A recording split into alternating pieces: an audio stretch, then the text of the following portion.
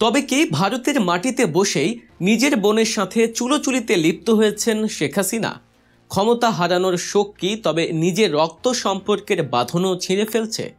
শেখ হাসিনা কি তার বোন শেখ রেহানাকে গাদ্দার বলে সম্বোধন করেছেন?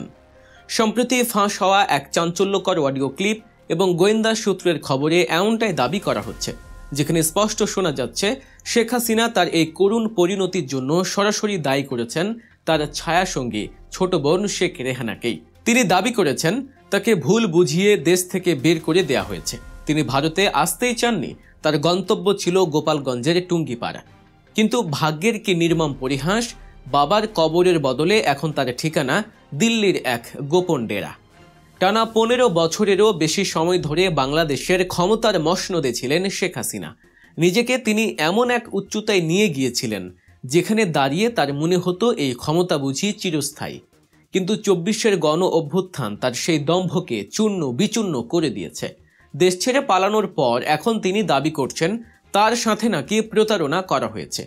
আর এই প্রতারণার অভিযোগ তিনি তুলছেন তার সবচেয়ে কাছের মানুষ ছোট বোন শেখ রেহানার বিরুদ্ধে। ফাঁস হওয়া অডিও বার্তায় শেখ হাসিনা যা বোঝাতে চেয়েছেন তা হলো, তাকে বলা হয়েছিল হেলিকপ্টারে করে টুঙ্গিপাড়ায় নেওয়া হবে। তিনি ভেবেছিলেন বাবার কবরের পাশে হয়তো শেষ আশ্রয়টুকু পাবেন, কিন্তু মাঝ আকাশে তিনি বুঝতে পারেন হেলিকপ্টারের রুট পরিবর্তন করা হয়েছে, তাকে আসলে ভারতের দিকে নিয়ে যাওয়া হচ্ছে। এই বিষয়টি তিনি কিছুতেই মেনে নিতে পারছেন না, আর তাই এখন ভারতে বসে ক্ষোভে ফেটে পড়ছেন। নিজের দলের নেতা কর্মীদের বেঈমান তো বলছেনই, বাদ যাচ্ছেন না নিজের বোনও। শেখ হাসিনা তার অডিও বার্তায় যতই বলুক তিনি পালাতে চাননি, বাস্তবতা কিন্তু ভিন্ন কথা বলছে। চলুন একটু ফ্ল্যাশব্যাকে যাওয়া যাক। 5 আগস্টের সেই উত্তাল দুপুরে গণভবনের ভেতরে ঠিক কি ঘটেছিল? কেনই বা দুই বোনের মধ্যে এমন সাপে নেউলের সম্পর্ক তৈরি হলো? 4 আগস্ট রাত, ঢাকা রাজপথ তখন উত্তপ্ত, লাখো মানুষ রাস্তায় নেমে এসেছে। অন্যদিকে গণভবনের ভেতরে তখন চরম উত্তেজনা। রাত 12টার দিকে শেখ হাসিনা 3 বাহিনীর প্রধানদের ডাকলেন। সেই বৈঠকে উপস্থিত ছিলেন তার নিরাপত্তা উপদেষ্টা তারেক আহমেদ সিদ্দিকীও। সেনাপ্রধান ও অন্য কর্মকর্তারা তাকে বোঝানোর চেষ্টা করলেন যে পরিস্থিতি নিয়ন্ত্রণের বাইরে চলে গেছে, এখন আর বল প্রয়োগ করে মানুষকে থামানো যাবে না। কিন্তু শেখ হাসিনা এসব কথা কানেই তুলছিলেন না, কারণ তিনি তখনও প্রচণ্ড ক্ষুব্ধ। তিনি সেনা প্রধানকে ধমক দিয়ে বলছিলেন কেন তারা কঠোর হচ্ছেন না। তিনি নির্দেশ দিচ্ছিলেন প্রয়োজনে আরও গুলি চালাতে হবে। তার ধারণা ছিল সেনাবাহিনী যদি শক্ত হাতে দমন করে তবে সব ঠান্ডা হয়ে যাবে। এই বৈঠকে তারেক সিদ্দিকী শেখ হাসিনাকে পূর্ণ সমর্থন দিচ্ছিলেন। তিনি বলছিলেন সেনাবাহিনী যদি কিছু লোককে গুলি করে ফেলে দেয় তবেই বাকিরা সব ভয়ে ঘরে ঢুকে যাবে। এমনকি হেলিকপ্টার থেকে গুলি চালানোর কথাও তিনি বলেন।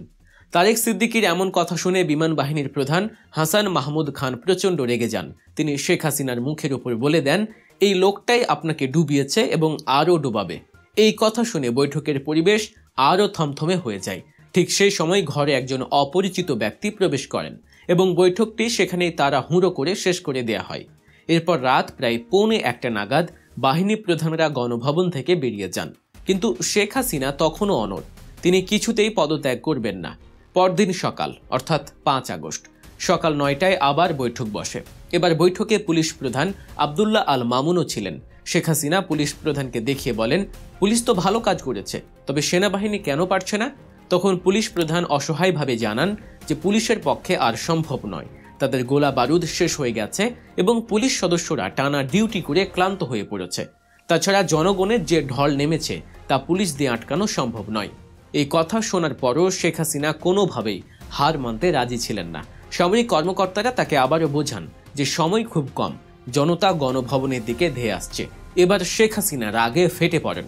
তিনি চিৎকার করে বলেন তোমরা আমাকে গুলি করে মেরে ফেলো এবং এই গণভবনেই কবর দিয়ে দাও, তবুও আমি ক্ষমতা ছাড়ব না। পরিস্থিতি যখন হাতের বাইরে চলে যাচ্ছে তখন সামরিক কর্মকর্তারা ভিন্ন পথ অবলম্বন করেন। তারা শেখ রেহানাকে আলাদা একটি রুমে নিয়ে যান।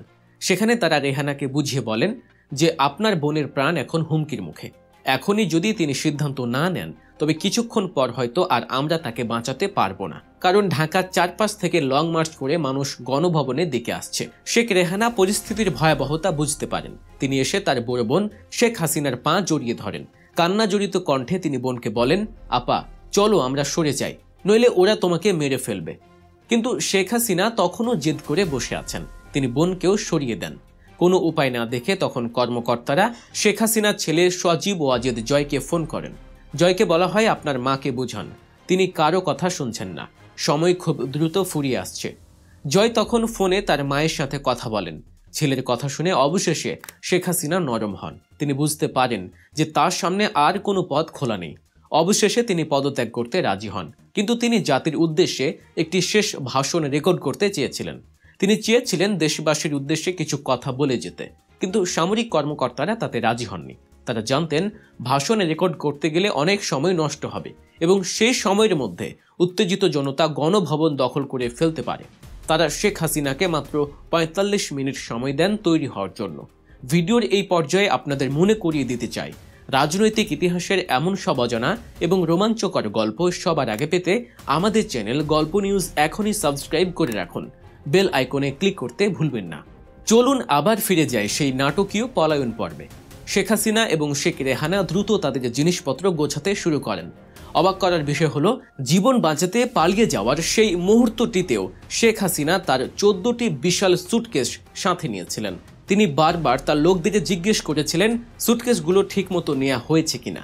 এত বড় বিপদের সময়েও তার সুটকেসের প্রতি এই মোহ উপস্থিত সবাইকে অবাক করেছিল।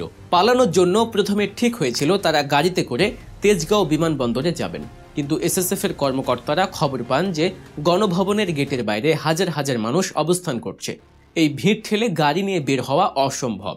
এসএসএফ এর একজন কর্মকর্তা তখন বলছিলেন, আমরা গুলি করতে করতে রাস্তা পরিষ্কার করে এগিয়ে যাব, কিন্তু জুনিয়র অফিসাররা এই ঝুঁকি নিতে রাজি হননি। তারা বলেন, জনতার ভিড়ে গুলি চালালে পরিস্থিতি আরও ভয়াবহ হবে এবং সবার প্রাণ সংশয় দেখা যাবে।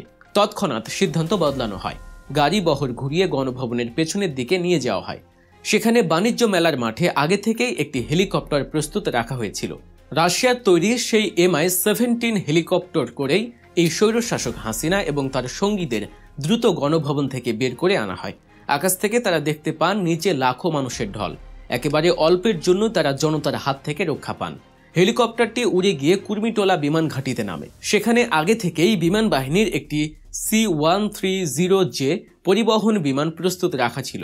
এই বিমানেই শেখ হাসিনাকে ভারতে নিয়ে যাওয়া হবে বলে ঠিক করা হয়েছিল।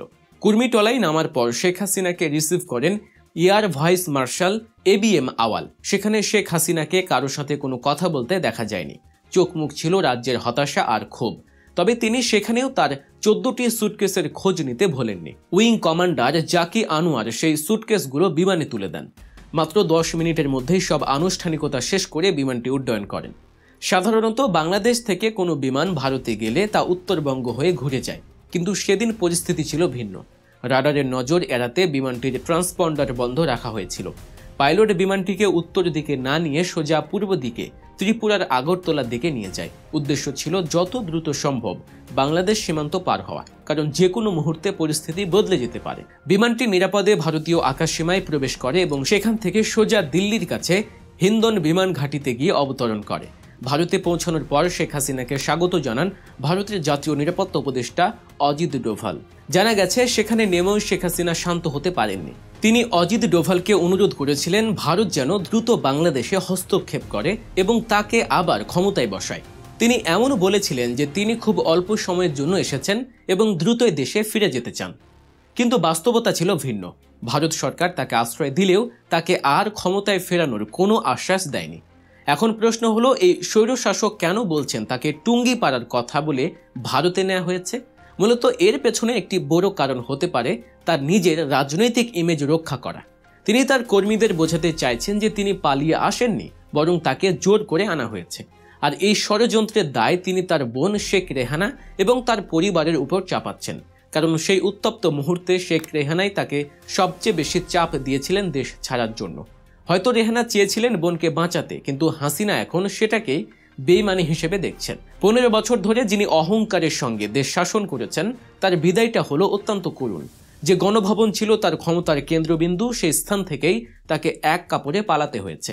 সাথে নিয়ে যেতে হয়েছে 14টি সুটকেস, যা এখন মানুষের হাসির খোরাক। আর এখন তিনি বিদেশের মাটিতে বসে নিজের বোন আর আপন মানুষদের সাথে ঝগড়া করে দিন কাটাচ্ছেন।